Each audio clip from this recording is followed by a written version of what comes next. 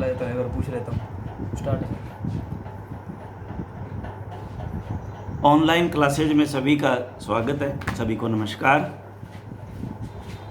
तो हमारे second year AHDP gynaecology में हमने पिछले लेसन में डाइल्यूशन ऑफ सीमन, एक्सटेंडर, डाइल्यूटर के बारे में जो जानकारियाँ ली, आज हम प्रिजर्वेशन ऑफ सीमन, वीर्य को परिरक्षित करने के बारे में पढ़ेंगे। इसकी क्यों आवश्यकता होती है? क्योंकि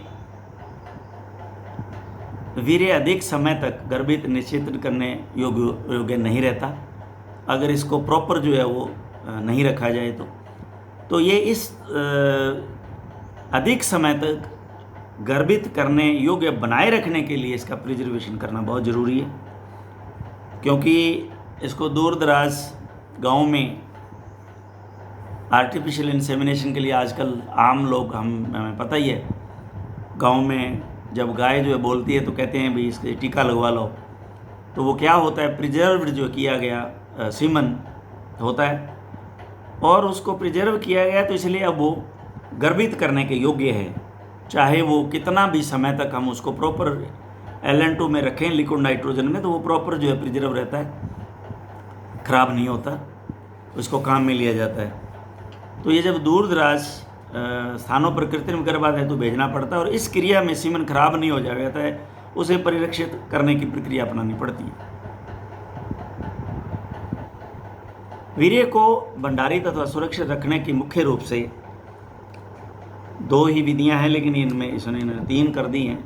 वो डीप फ्रीजिंग भी उसी का ही रूप है, लेकिन ये 3 में इन्होंने डिवाइड कर दिया। 1 से 4 डिग्री सेंटीग्रेड पर रेफ्रिजरेटर में रखकर, डायरेक्ट हम रेफ्रिजरेटर में रख दें। तरल नाइट्रोजन से वीर्य को सुरक्षित रखना, ये इसी से ही जो है वो डीप फ्रीजिंग ऑफ सीमन इसी में होती है। तो अब है पहला, स्टार्टिंग में 1 से 4 डिग्री सेंटीग्रेड पर वीर्य को भंडारित करना। वीर्य को एकत्र करने के बाद उसे कुछ समय 20 डिग्री सेंटीग्रेड के हॉट वाटर बाथ पर रखते हैं। हॉट वाटर बाथ पर रखते हैं और डाइल्यूटर्स को भी इसी तापक्रम पर लाकर उसमें मिला देते हैं। पहले डाइल्यूटर को इसी तापक्रम पे लाते हैं जो 5 डिग्री पे रखा होता है, डिग्री सेल्सियस पे, उसको जो है इसी डिग्री पे पहले ला करके फिर इसके अंदर मिला देते हैं। तत्पश्चात इस पतले किए वीर्य को साफ एक छोटी कांच की शीशी में ऊपर तक भरकर रबर का कारक लगाकर 4 से 5 डिग्री सेंटीग्रेड पर रेफ्रिजरेटर में भंडारित करते हैं। जब इसे बाहर दूर दराज के स्थान पर भेजते हैं तो थर्मस फ्लास्क में बर्फ डालकर इस डाइल्यूएंट वीर्य को कृत्रिम गर्भाधान हेतु भेज देते हैं। इस प्रकार का यह वीर्य 2-3 दिन ही कृत्रिम गर्भाधान हेतु काम में आता है, इसके बाद ये खराब हो जाता है। तो अब ये फ्लास्क, थर्मस फ्लास्क में जो है बर्फ डालकर, तो जो हमने कांच की शीशी में उसको भरा, कॉर्क लगाया उस पर, उसको बर्फ़ में एज इट इज ही रख देते हैं। ऐसा नहीं है कि वो उस बर्फ़, वो जो सीमन से भरी हुई शीशी है उसको उस बर्फ़ वाले थर्मस के अंदर उड़ेल देते हैं, खाली कर देते हैं, ऐसा नहीं है। उस शीशी को, सीमन की शीशी को हम इस बर्फ़ जिस थर्मस फ्लास्क में रखी हुई है उसके अंदर रख लेते हैं ताकि उसका टेम्परेचर मेंटेन रहे जिस पे हमने रखा है उसको। लेकिन ये 2-3 दिन पहले ऐसा ही करते थे जब ये की विलेज सिस्टम था। की विलेज सिस्टम यानी कि बुल रखे जाते थे हर बड़े जो है वो एक गांव के अंदर, तो वहाँ उन बुल से सीमन जो है कलेक्ट कर लिया जाता था और वो दूर दराज ले जाना होता था और वैसे भी पड़ा रहता था, तो वो 3 दिन तक वो काम में आ जाता था। ऐसा पहले की विलेज स्कीमों में ऐसा चलता था। वहाँ बुल हम जो है पालते थे, उनको रखते थे, तब ये काम चलता था। आजकल कहीं ज़्यादा नहीं है ये बुल, तो अब बस कलेक्टिंग सेंटर्स पे ही, बड़े सेंटर्स पे ही रखे जाते हैं, आजकल नहीं रखे जाते कहीं पर भी। तरल नाइट्रोजन में सीमन को सुरक्षित रखना, ये दूसरी विधि। इस विधि से वीर्य को सुरक्षित रखने के कुछ स्टेप्स, आयाम होते हैं, वे निम्न प्रकार हैं। पहला, डाइल्यूशन ऑफ सीमन। पहले तो सीमन को डाइल्यूट करेंगे। कैसे करेंगे? मूल्यांकन के बाद वीर्य को इतना तनुकरण किया जाता है कि एक स्ट्रा में भरी जा रही तनुकृत वीर्य में 25 या 30 मिलियन शुक्राणुओं की संख्या हो। इनके कहने का ये मतलब है, उसको इतना डाइल्यूट करते हैं, अगर मिनी स्ट्रा में 0.25 ml सीमेंट डालते हैं, या जो सेकंड है उससे बड़ा जो है वो स्ट्रा लेते हैं, उसमें 0.5, आजकल 0.5 वाले जो है ज़्यादा चल रहे थे, अब मिनी आ गया 0.25 वाला। तो उस 0.25 ml के अंदर कम से कम 25 से 30 मिलियन शुक्राणुओं की संख्या होना अति आवश्यक है। ये इतना उसको डाइल्यूट करते हैं। और तनुकरण हमने पहले जो है किस तरह से करते हैं, डाइल्यूशन हमने समझ लिया है। अब क्या करना है, जो सीमन स्ट्रा है जिसके अंदर इसको भरेंगे उसकी प्रिंटिंग करते हैं, प्रिंटिंग ऑफ सीमन स्ट्रा, ताकि हमें उसके अंदर भरे हुए सीमन का रिकॉर्ड रहे, डिटेल हमारी रिकॉर्डिंग हमारे पास हो, उसका रिकॉर्ड कि इसके अंदर इस बुल नंबर का ये जो है वो सीमन है और इस जो है ब्रीड का है। शुक्राणुओं की सांद्रता के अनुसार तनुकरण के बाद वीर्य की जितनी खुराक तैयार करनी हो उतनी ही स्ट्रा पर स्वचालित प्रिंटिंग मशीन द्वारा बुल का नंबर अथवा नंबर, नस्ल, लैब का नाम, बैच नंबर, फर्म का नाम, निर्माण दिनांक व वर्ष आदि स्ट्रा पर प्रिंट कर दिए जाते हैं। जितना उसमें हमने सीमन लेना है, चाहे 0.25 वाली लेनी है तो उस पर प्रिंट करेंगे 0.25 ml, और ये सारी चीज़ें उसके अंदर प्रिंट कर ली जाती हैं। प्रिंटिंग के बाद स्ट्रा को 20 मिनट के लिए अल्ट्रा वायलेट लाइट के चैम्बर में रखकर निसंक्रमित किया जाता है। वह स्ट्रा को वहीं पंखे द्वारा सुखा लिया जाता है।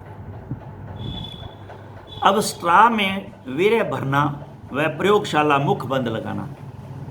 अब आप इसको ध्यान से जो है वो देखें और पढ़ें और सुने इसको कि इसके अंदर 2 तरह की पैकिंग होगी।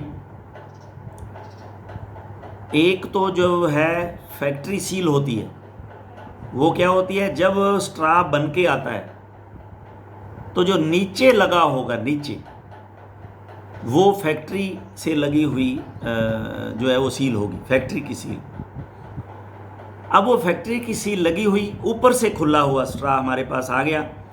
अब ये लैब में आ गया। अब लैब में उसमें सीमन भरने के बाद फिर लैब अपना उसका मुंह ऊपर से सील करता है, जिसको हम काटते हैं, सील कर दिया जाता है।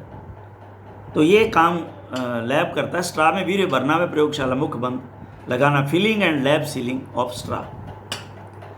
लगभग वर्तमान में सभी प्रयोगशालाओं में यह कार्य अब स्वचालित फिलिंग व सीलिंग मशीन द्वारा किया जाता है। मशीन की क्रिया को इस तरह निर्धारित किया जाता है कि स्ट्रा में चाही गई तनुकृत वीर्य की मात्रा के साथ प्रयोगशाला मुखबंद लेबोरेटरी सील के पास 1 से 1.2 सेंटीमीटर का स्पेस, एयर स्पेस छोड़ करके सील लगा दी जाए। इसको ध्यान से सुने। अब इसको देखें भी अच्छी तरह से। ये स्ट्रा है, फैक्ट्री से बन के आया, तो इसके जो यहाँ प्लग लगा हुआ है, प्लग, ये फैक्ट्री सील है। अब इसको जो फिलिंग मशीन है उसमें रख दिया जाता है। अब फिलिंग मशीन के द्वारा इसके अंदर ये खुला है मुंह, इसका इधर बंद है, फैक्ट्री सील लग के आए हुए, इधर जो है अब लैब की सील लगेगी। भरने के बाद इसमें क्या करेंगे, सीमन 0.25 है तो 0.2 भरेगा, 0.2 भर गया। अब जब ऊपर इसको सील करेंगे, इसका मुंह बंद करेंगे, तो इसके अंदर भरा हुआ सीमन से इस सील के बीच में 1 सेंटीमीटर या 1.2 सेंटीमीटर का स्पेस, इसके अंदर एयर स्पेस होना बड़ा ज़रूरी है। ये रखा जाता है इसके अंदर, ये इसका कहने का मतलब है। अब जो स्ट्रा हैं इनको रैक कहते हैं ना, ये रैक में जूते लगा दो, तो रैकिंग ऑफ स्ट्रा कैसे लगाते हैं इनको रैक में। वीर्य भरने व प्रयोगशाला सील लगाने के बाद स्ट्रा को कोल्ड हैंडलिंग कैबिनेट में स्थानांतरित कर फ्रीजिंग रैक्स पड़ी होती हैं, जब जो फ्रिज के अंदर जो रैक होती है ना, उनमें व्यवस्थित लगा दिया जाता है, यानी कि व्यवस्थित कर दिया जाता है। फ्रीजिंग रैक्स को कोल्ड हैंडलिंग कैबिनेट या बायो फ्रीजर की बनावट के अनुसार सुव्यवस्थित किया जाता है। अब कोल्ड हैंडलिंग कैबिनेट में स्ट्राज की साम्य अवस्था, equilibration in the cold handling cabinet, equilibrium, साम्य अवस्था। फ्रीजिंग रैक्स में व्यवस्थित सीमन स्ट्राज को कोल्ड हैंडलिंग कैबिनेट में 4 से 5 डिग्री सेंटीग्रेड तापक्रम पर 3 से 4 घंटे के लिए रखा जाता है। इसी भंडारण को साम्य अवस्था, इक्विलिब्रियम पीरियड कहते हैं या इक्विलिब्रेशन पीरियड कहते हैं। इस साम्य अवस्था अवधि में शुक्राणु कोशिकाओं के अंदर ग्लिसरॉल प्रवेश कर जाता है। इसे आयनी परासरण साम्य अवस्था, आयनिक एंड ऑस्मोटिक इक्विलिब्रियम अवस्था भी कहते हैं। ये शुक्राणुओं में फ्रीजिंग स्ट्रेस को सहने की क्षमता भी उत्पन्न कर देता है। जो हमने पढ़ा कि भी जब डाइल्यूटर बनाते हैं तो उसमें ग्लिसरील पढ़ा हमने, ग्लिसरॉल जो है वो डालते हैं, तो वो इसीलिए डालते हैं कि अब इस अवस्था के अंदर ऑस्मोटिक प्रेशर के द्वारा सीमन के जो शुक्राणु हैं, उनकी जो सेल हैं शुक्राणु की कोशिका के अंदर, ये ग्लिसरॉल जो है वो प्रवेश कर जाता है, अंदर चला जाता है। तो इसको आयनी या ऑस्मोटिक इक्विलिब्रियम भी कहते हैं। ये शुक्राणुओं में अभी जब हम फ्रीजिंग और ज़्यादा लेके जाएंगे और फ्रीज करेंगे, इनको लो टेम्परेचर तक लेके जाएंगे, तो उस समय कोई जो स्ट्रेस आएगा, इस पे स्ट्रेस ना पड़े, इसको सहने की क्षमता उसके अंदर पैदा कर देते हैं। अब है डीप फ्रीजिंग ऑफ सीमन, वीर्य का हिमकरण, तत्काल तेजी से इंस्टेंट फास्ट फ्रीजिंग। इसे तरल नाइट्रोजन वाष्प हिमकरण LN2 वेपर फ्रीजिंग भी कहते हैं। इस विधि में बहुत चौड़े मुंह के क्रायो कंटेनर का उपयोग किया जाता है। अभी क्रायो जो है पढ़ेंगे हम, क्रायो कंटेनर आगे आएंगे किस किस तरह के ये होते हैं। तो ये बहुत बड़ा जो है एक चौड़े मुंह का क्रायो कंटेनर लिया जाता है, उसके अंदर लिक्विड नाइट्रोजन है तो उसकी वेपर आ रही है, वेपर उड़ती हैं उसकी। इस विधि में बहुत लिया जाता है। कंटेनर में तरल नाइट्रोजन को ग्रिल स्तर तक भर देते हैं। ग्रिल आगे ये भी पढ़ोगे, ग्रिल स्तर होता है उसमें, जहाँ जो ये जो गोबलेट डुबोए जाते हैं उसके नीचे ग्रिल स्तर तक भर देते हैं। ये हम आगे पढ़ेंगे, जब हम जार पढ़ेंगे पूरी सारी चीज़ें आपको समझाएंगे। साम्य अवस्था को प्राप्त स्ट्राज को फ्रीजिंग रैक्स में व्यवस्थित कर कंटेनर की ग्रिल पर रख देते हैं। साम्य अवस्था को प्राप्त स्ट्राज को फ्रीजिंग रैक्स में व्यवस्थित कर कंटेनर की ग्रिल पर रख देते हैं। जो वो कंटेनर है उसकी ग्रिल जो बनाई होती है ना नीचे, उसमें क्या है मैं आपको बता देता हूँ। ये ग्रिल इस तरह से होती है रखी हुई कि इसके ऊपर जब हम स्ट्राज ये रखेंगे ना, रैक वाले उठा करके जो हमने फ्रीज किए हैं, उनको जब रखेंगे तो नीचे से लिक्विड नाइट्रोजन की वेपर्स इनको छुएंगे, ताकि पहले ये वेपर के तापमान पे आएंगे। एकदम से LN2 में डाल दोगे तो ये खराब हो जाएंगे। तो पहले इसके वेपर्स को इन पे ये तापमान इनको छुआ जाता है। रैक्स पर व्यवस्थित कर कंटेनर की ग्रिल पर रख देते हैं। ग्रिल पर स्ट्राज को इस प्रकार रखें कि तरल नाइट्रोजन के स्तर से स्ट्राज 4 सेंटीमीटर ऊपर रहे। ये देखिए, अब ऊपर रहे 4 सेंटीमीटर, उसके अंदर नहीं टच करे, एक बार ऊपर रहे। यहाँ पर वाष्प तरल नाइट्रोजन का तापमान -175 डिग्री सेंटीग्रेड से -180 तक होता है। इसके बाद तरल नाइट्रोजन टैंक को ढक्कन से ढकें अथवा कंटेनर के मुंह को चारों तरफ से एक्रिलिक शीट से ढक दें। उसको ढक दिया जाता है। ग्रिल पर कम से कम इन स्ट्राज को 10 मिनट तक रखने के तत्पश्चात इसको LN2 में डूबे हुए गॉबलेट में रखकर LN2 में भंडारण हेतु डुबो देते हैं। यहाँ पर LN2 का तापक्रम जो है -196 डिग्री सेंटीग्रेड होता है। अब ये यहाँ से 16 और बढ़ गया, -180 पे थे तो अब 196, यानी कि -196, 16 डिग्री और बढ़ा दिया, माइनस कर दिया। तो इसको इसलिए 196 पे एकदम नहीं ले जाते कि कहीं उन पे शॉक नहीं लग जाए। तो इसको क्या करते हैं, पहले उसके वाष्प पे ग्रिल, जैसे ये लंबा चौड़ा इस तरह का वो ले लिया इन्होंने कंटेनर, उसके अंदर उस पर जो है ग्रिल लगा दी। उसके अंदर से क्या होता है, उस पर ये स्ट्रा रैक रख देते हैं। अब उसके अंदर से वेपर तो आ सकती है, वेपर तो उसको छू सकती है, लेकिन LN2 से उसको ऊपर रखते हैं ताकि LN2 उसको टच नहीं करे। ये 10 मिनट इसको इस तरह से रखने के बाद फिर उनको क्या करते हैं, उस LN2 में जो गोबलेट जो डुबो रखे हैं हमने, अभी आपको ये गोबलेट वगैरह तो मैंने अच्छी तरह समझा दी हैं, LN2 जार भी आपने देख लिया अच्छी तरह से।